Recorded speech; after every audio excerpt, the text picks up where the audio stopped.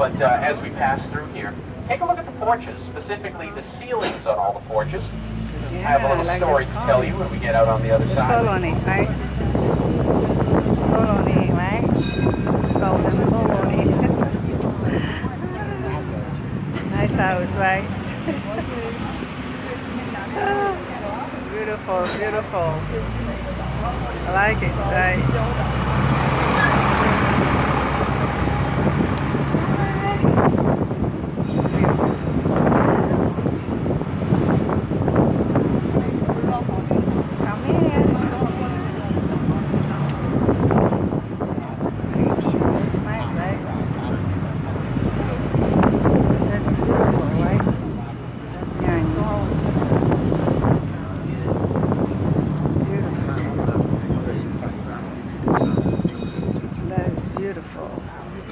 Now, if you noticed, all the ceilings on those porches, they're all painted blue.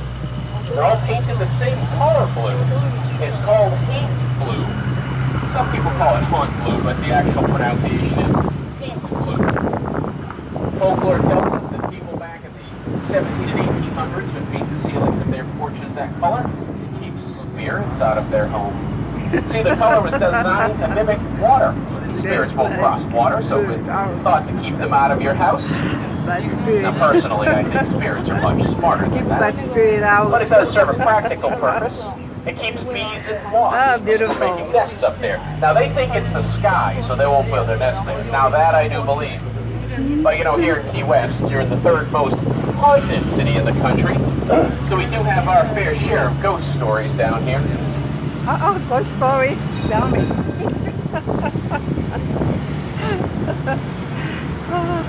As we approach the traffic light, if you look to the right, you'll see a big tall sign that says, begin 1 north at a mile marker 0 sign. Now that sign marks the official beginning of US Route 1, and the highway runs 2,209 miles north, all the way to Fort Kent, Maine, right on the Canadian border. The mile marker 0 signs on either side of the road, they're some of the most photographed signs here on the island. Also, by the way, some of the most stolen. We lose about a dozen of them every year. Mostly during spring break. But a lot of people, as the day progresses, you'll see people lining up here to have their pictures taken. The hotel that you see straight ahead on the left, that's the La Concha Hotel. It's the tallest hotel in Key West. A whole 7 stories high. I know, we're no Manhattan or Miami down here, but we do have some famous people have stayed there, including Tennessee Williams. He stayed there for a whole month. He took over a whole floor, all while he rewrote his play, A Streetcar Named Desire. That's nice. They also say that that hotel is haunted. A couple of ghosts in there. I love haunted. One of them's from an old I love haunted house. bellboy that's there delivered. And I fight with the right. And he was taking his cart back to it. Pushed the button on the elevator. The elevator doors open. Look at him! Oh, look at him! Look at him! Look at him! Look at us! That's little white. Look at this little cock. What's rooster? Beautiful. Now coming up on the right-hand side of the train, you see a huge tree. It's up behind the white retaining wall there. This is called the banyan tree. It's the largest on the island. Look up high into the branches, you'll see aerial roots hanging down. When those roots touch the ground or another part of the tree, they form a new trunk. So that tree continues to spread out, and it hops over all those driveways and roads there, covers over 2 blocks on the island. It was planted by the Cosgrove family more than 100 years ago. Wow. On the left-hand side, you see some tall green gates. Those are called the presidential gates. Now, the presidential gates, they were built here in Key West in 1906, and they've only been open for U.S. presidents. They were opened in 1912 for Howard Taft, 61 for JFK. They've also been open for the Carters and the Clintons, but most notably, they were opened 11 times for Harry Truman. He spent more than 175 days in the U.S., 11 working holidays, and those were all under the doctor's orders, by the way. Now, this is all called Clinton Square. Lots to do with Clinton Square. On the left-hand side, you've got the Belle Fisher Maritime Museum.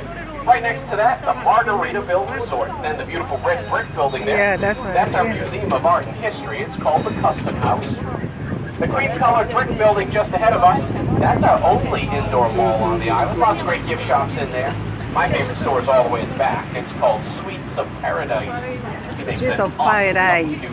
Sweet of Paradise.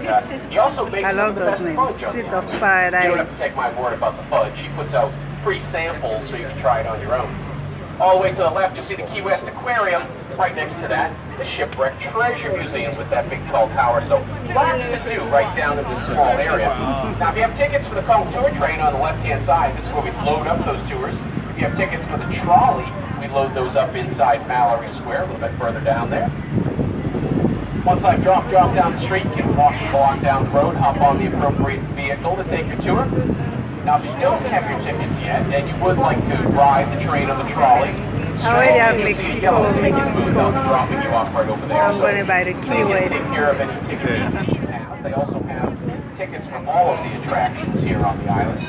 They also have discount ticket packages, so if you want to see a museum and ride the train or the trolley, you save some money on all those tickets if you buy them together. So definitely check it out.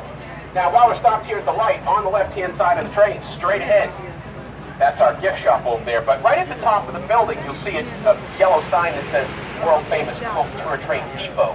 When you are ready to go back to your ship, that's where you want to go, underneath that sign over there. There'll be somebody there that will direct you as to what vehicle to get on to go back to your ship. Right now, we're running